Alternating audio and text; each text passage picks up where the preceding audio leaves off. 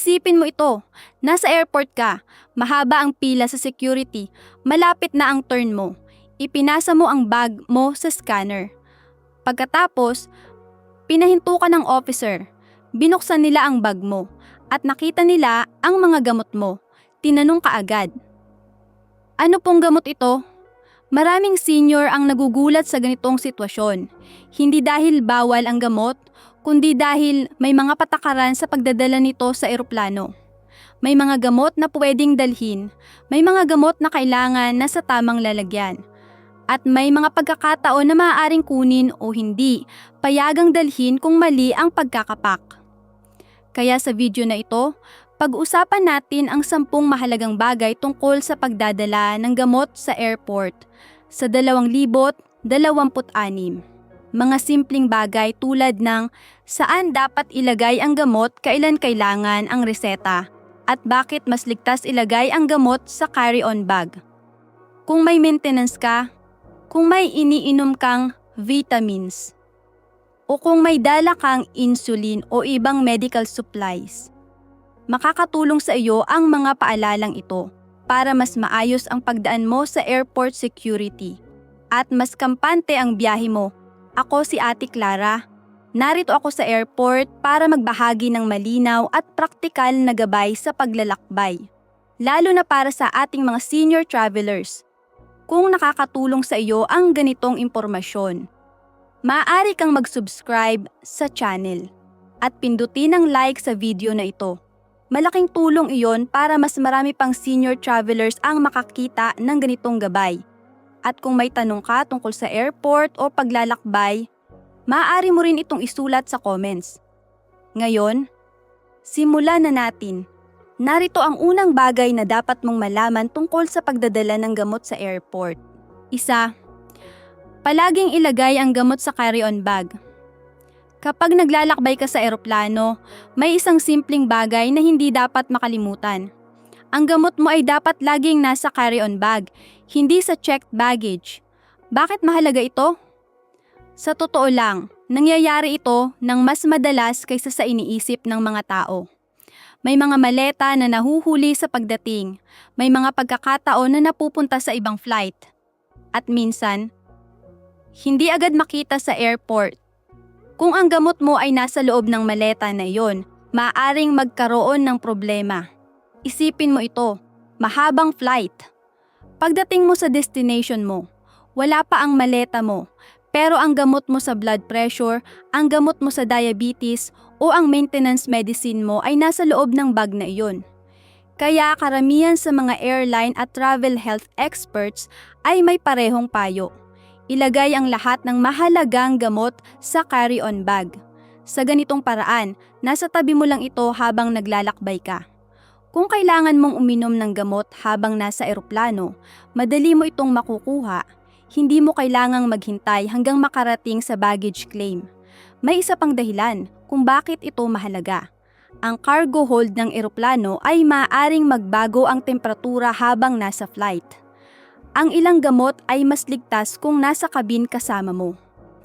Kaya kung may dala kang maintenance medicine, insulin o ibang mahalagang gamot, mas mabuting nasa carry-on bag ito palagi.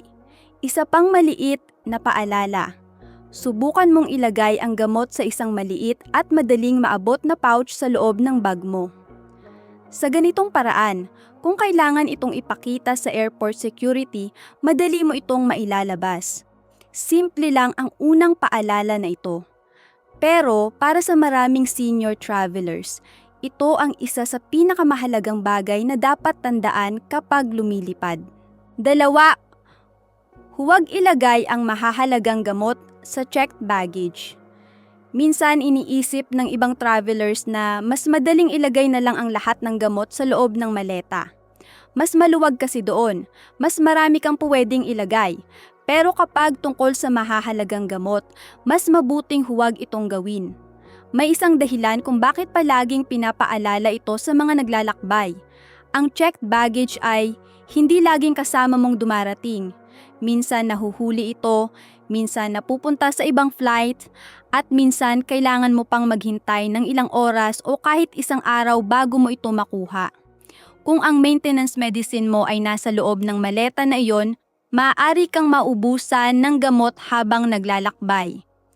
Para sa maraming senior travelers, mahalaga ang mga gamot na iniinom araw-araw. Halimbawa, gamot sa blood pressure, gamot sa diabetes, gamot sa puso o kolesterol. Ang mga gamot na ito ay kadalasang iniinom sa tamang oras bawat araw. Kapag nawala ang bag na may laman nito, maaaring maging mahirap ang sitwasyon. Kaya mas mabuting gawin ang isang simpleng bagay. Panatilihin ang mahahalagang gamot sa carry-on bag. Sa ganitong paraan, hawak mo ito habang nasa airport. Hawak mo rin ito habang nasa eroplano. At kung kailangan mong uminom ng gamot sa kalagitnaan ng flight, madali mo itong makukuha. May isa pang maliit na payo na ginagawa ng maraming experienced travelers. Magdala ng sapat na gamot para sa buong biyahe at kung maaari ay may kaunting dagdag. Minsan may delay ang flight. Minsan napapahaba ang biyahe. Kung may kaunting extra, mas kampante ang pakiramdam mo habang naglalakbay. Simple lang ang paalalang ito. Kapag may mahalagang gamot ka, huwag itong ilagay sa checked baggage. Mas ligtas kapag nasa carry-on bag at nasa tabi mo habang naglalakbay. 3. Dalhin ang gamot sa orihinal na lalagyan ng botika. May isang maliit na detalye tungkol sa gamot na madalas nakakaligtaan ng mga travelers. Ang lalagyan ng gamot. Maraming tao ang gumagawa nito bago bumiyahe. Inaalis nila ang gamot mula sa orihinal na bote. Pagkatapos inilalagay sa maliit na pill organizer o ibang lalagyan. Minsan ginagawa ito para makatipid ng space sa bag. Minsan para mas madaling makita ang mga iniinom na gamot bawat araw. Sa loob ng bahay, walang problema dito. Pero kapag nasa airport ka, mas mabuting nasa orihinal na lalagyan ng gamot mo. Bakit? Dahil sa orihinal na bote ng botika, naroon ang mahalagang impormasyon. Makikita doon ang pangalan ng gamot, pangalan ng pasyente, at label mula sa botika. Kapag may tanong ang airport security tungkol sa gamot na dala mo, mas malinaw kung nasa ganitong lalagyan ito. Hindi na kailangang hulaan kung anong gamot iyon. Mas madali rin itong ipaliwanag kung kinakailangan. Para sa maraming travelers, maliit na bagay lang ito. Pero sa airport, ang malinaw na label ay nakakatulong para mas mabilis ang proseso sa security. Kung gumagamit ka ng pill organizer araw-araw, pwede mo pa rin itong dalhin. Pero maraming travelers ang nagdadala rin ng orihinal na bote ng gamot, lalo na kapag lumilipad sa ibang bansa. Sa ganitong paraan, kung may magtanong tungkol sa gamot, madali mong maipapakita kung ano ito. Ngayon gusto kong itanong sa iyo ang isang bagay.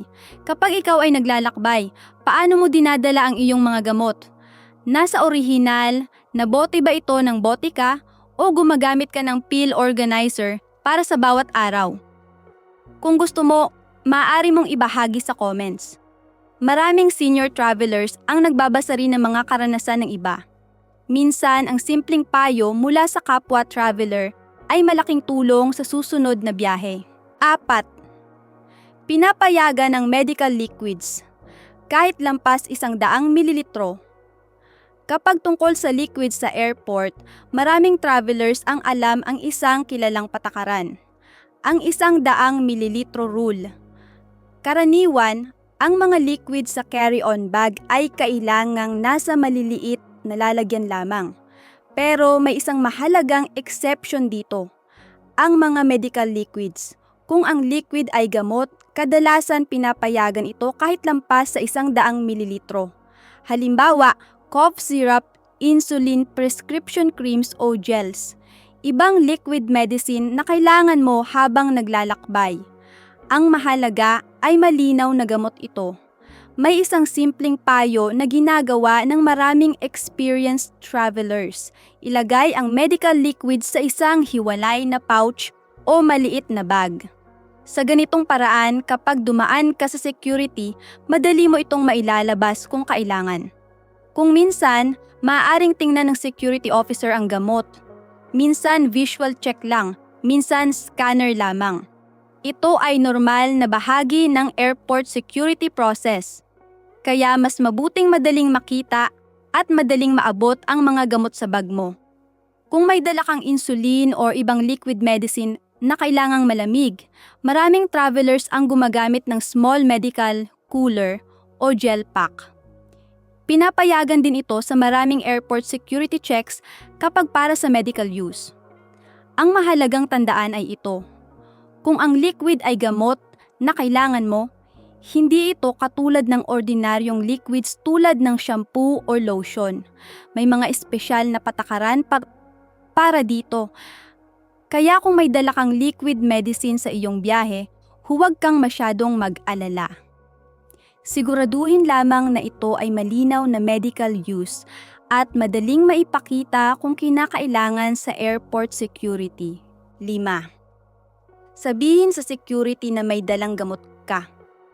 Kapag dumaan ka sa airport security, may isang simpleng bagay na makakatulong para maging mas maayos ang proseso. Sabihin agad kung may dala kang gamot, hindi kailangang maghintay na tanungin ka pa. Kung may liquid medicine ka, insulin or medical supplies, pwede mo itong banggitin ng maaga.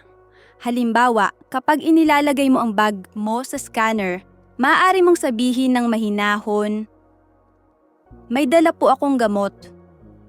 Sa maraming airport, sanay na ang mga security officers sa ganitong sitwasyon.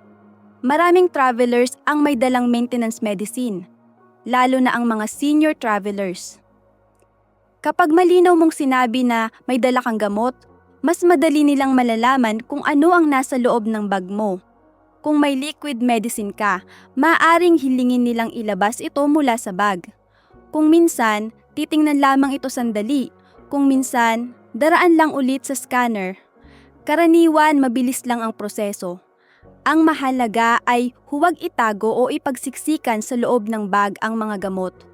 Mas mabuting ilagay ito sa isang maliit na pouch na madaling makita. Kapag maayos ang pagkakaayos ng gamot sa bag, mas mabilis kang makakapagpatuloy sa security line. Maraming experienced travelers ang gumagawa ng isang simpleng bagay. Bago pa dumating sa scanner, handa na nila ang maliit na pouch na may laman na gamot. Sa ganitong paraan, kung kailangan itong ipakita, madali nila itong mailalabas. Hindi kailangang maghalongkat ng bag habang naghihintay ang mahabang pila sa likod mo. Isa pang maliit na paalala. Manatiling kalmado habang nasa security area. Normal lang na tingnan ng officer ang mga bagay sa bag. Kapag malinaw at maayos ang iyong mga dala, karaniwan ay mabilis lang din ang proseso. Para sa maraming senior travelers, ang simpleng paalalang ito ay malaking tulong. Kung may dala kang gamot sa biyahe, sabihin ito ng maaga sa airport security. Minsan, ang malinaw na komunikasyon ang dahilan kung bakit nagiging mas mabilis at mas maayos ang pagdaan sa airport. 6. Pinapayagan ng insulin, syringe at medical devices. Maraming senior travelers ang may dalang hindi lamang gamot kundi pati medical devices. Halimbawa, insulin pens, syringes, inhalers, glucose meters. Kung gumagamit ka ng ganitong mga medical items, may magandang balita. Karaniwang pinapayagan ang mga ito sa airport security, lalo na kung ito ay bahagi ng iyong medical treatment. Halimbawa, ang insulin ay isang mahalagang gamot para sa maraming taong may diabetes. Kadalasan, kasama nito ang insulin pen o syringe na ginagamit sa pag-inject ng gamot. Sa airport security, pinapayagan ng insulin at ang mga syringe na ginagamit para dito. Ang mahalagang tandaan ay ito ay malinaw na para sa medical use. Maraming travelers ang naglalagay ng insulin at syringes sa isang maliit na medical pouch o case. Sa ganitong paraan, maayos itong nakalagay sa loob ng carry-on bag. Kung kinakailangan, madali mo itong mailalabas sa security area. Kung gumagamit ka ng inhaler, karaniwan din itong pinapayagan sa carry-on bag. Maraming travelers ang nagdadala nito, lalo na sa long flights. May mga pagkakataon na kailangan ng inhaler habang nasa biyahe. Kaya mas mabuting nasa carry-on bag ito kaysa sa loob ng maleta. Ganito rin ang payo para sa ibang medical devices tulad ng glucose meter o blood sugar monitor. Ang mga ito ay karaniwang bahagi ng personal medical care ng traveler. Kaya kung gumagamit ka ng ganitong kagamitan, huwag kang masyadong mag-alala kapag dumaan ka sa airport security. Ang mahalaga ay maayos ang pagkakaayos ng mga ito sa bag. At kung may tanong ang officer, maaari mo itong ipakita kung kinakailangan. Para sa maraming senior travelers, malaking tulong ang kaalamang ito. Kung may dalang insulin, syringes o inhaler sa biyahe, karaniwan ay pinapayagan itong dalhin sa carry-on bag. Sa ganitong paraan, nasa tabi mo ang mga kailangan mong medical supplies habang naglalakbay. 7.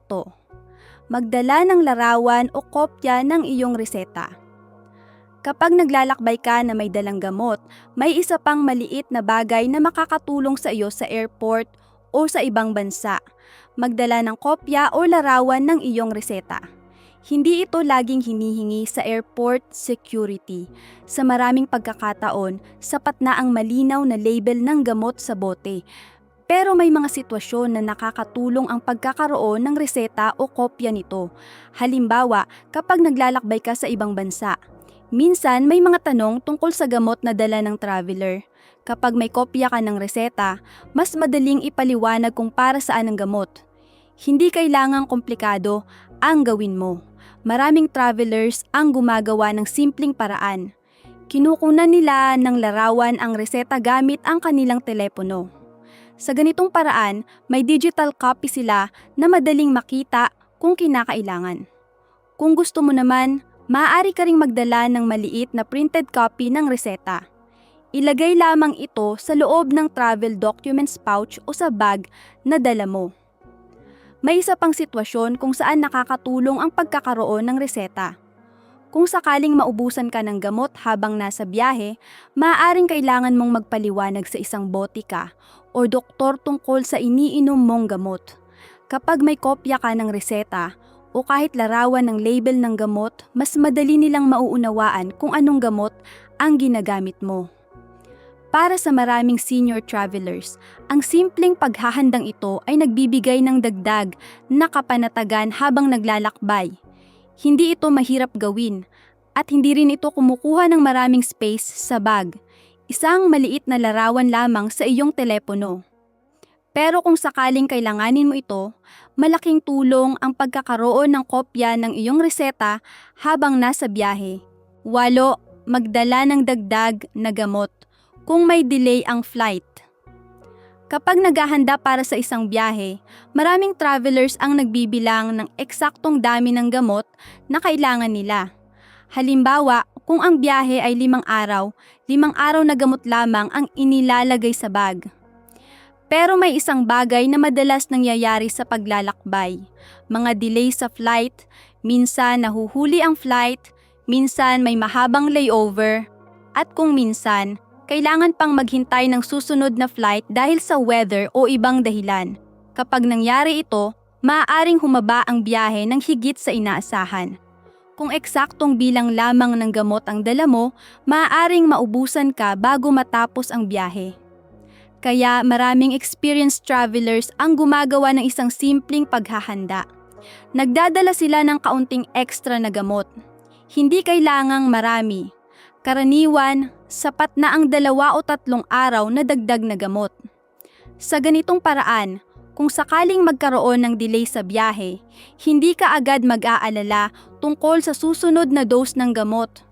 Ito ay lalo na mahalaga para sa mga maintenance medicines na iniinom araw-araw. Halimbawa, gamot sa blood pressure, gamot sa diabetes, gamot sa puso o ibang maintenance medicine na mahalagang hindi makaligtaan. Kapag may kaunting extra kang dala, mas kampante ang pakiramdam mo habang naglalakbay. May isa pang maliit na payo ang maraming travelers. Ilagay ang dagdag na gamot sa parehong carry-on bag kung saan naroon ang iyong pangunahing supply ng gamot. Sa ganitong paraan, nasa tabi mo ito habang nasa airport at habang nasa eroplano. Hindi ito mawawala kasama ng checked baggage. Ang simpleng paghahandang ito ay nagbibigay ng malaking kapanatagan sa biyahe. Kung sakaling may mangyaring delay, alam mong may sapat kang gamot hanggang makarating ka sa iyong destination. Siyam, huwag pagsamahin ang gamot sa pagtulog at alak sa eroplano. Kapag mahaba ang flight, maraming travelers ang naghahanap ng paraan para makatulog ng mas madali. Minsan umiinom ng sleeping medicine, minsan naman ay kumukuha ng alak na inaalok sa eroplano. Pero may isang mahalagang paalala na madalas sinasabi ng mga doktor sa mga pasyente. Hindi magandang pagsamahin ang ilang gamot at alak.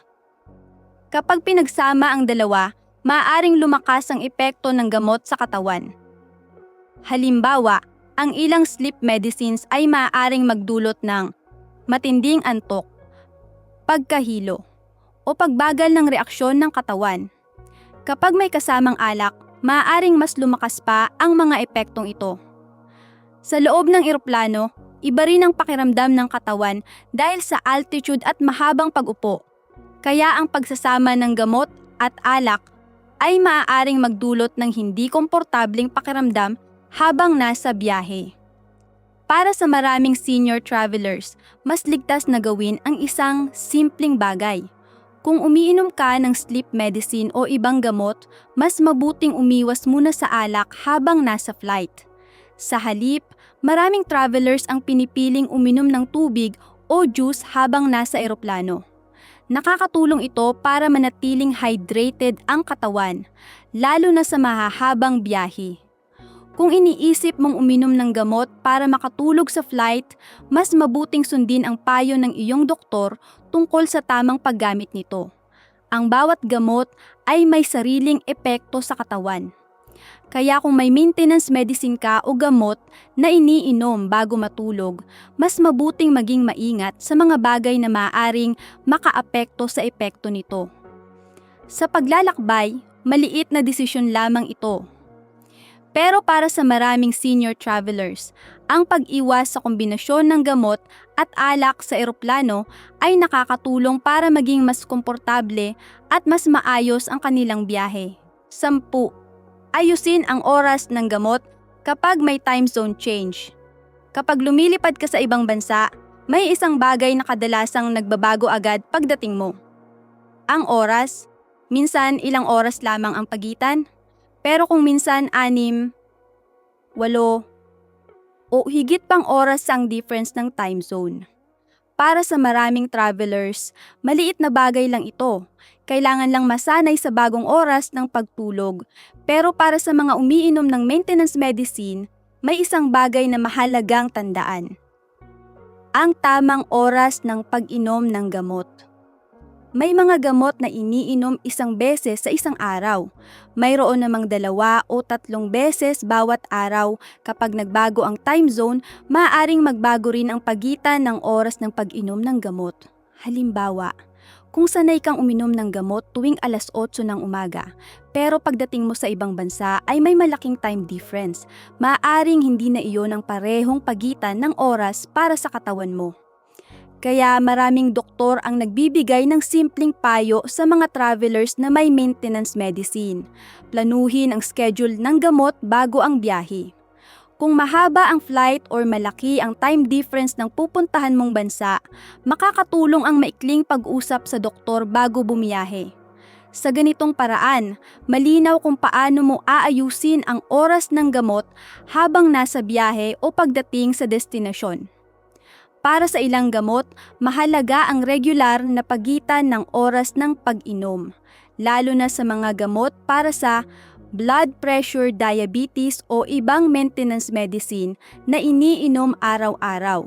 Kapag maayos ang plano ng pag-inom ng gamot, mas kampante ang pakiramdam mo habang naglalakbay.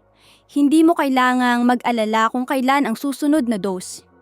Ang simpleng paghahanda na ito ay nakakatulong para manatiling maayos ang kalusugan kahit nasa biyahe ka. At kapag maayos ang pakiramdam ng katawan, mas masisiyahan ka rin sa iyong paglalakbay. Bonus, kuna ng larawan ang iyong mga gamot. Bago bumiyahe. Bago ka umalis papuntang airport, may isang maliit na bagay na pwede mong gawin. Hindi ito kumukuha ng maraming oras, pero maaaring makatulong kapag nasa biyahe ka na. Kuna ng larawan ng iyong mga gamot gamit ang iyong telepono. Hindi lang ang bote, mas mabuti kung makikita sa larawan ng label ng gamot. Halimbawa, pangalan ng gamot, pangalan ng pasyente, at label mula sa butika. Bakit ito nakakatulong? Kapag naglalakbay ka, minsan may mga sitwasyon na hindi mo inaasahan. Halimbawa, maaring maubusan ka ng gamot. O baka maiwan mo ang isa sa iyong mga bote sa hotel. Kung may larawan ka ng label ng gamot sa iyong telepono, mas madali mong maipapakita kung anong gamot ang iniinom mo. Makakatulong ito kapag kailangan mong ipaliwanag sa doktor o botika kung anong gamot ang ginagamit mo. Maraming travelers ang gumagawa ng simpleng paghahandang ito bago bumiyahe. Isang mabilis na larawan lamang gamit ang telepono. Pagkatapos, maaari mo itong isave sa isang folder sa iyong phone.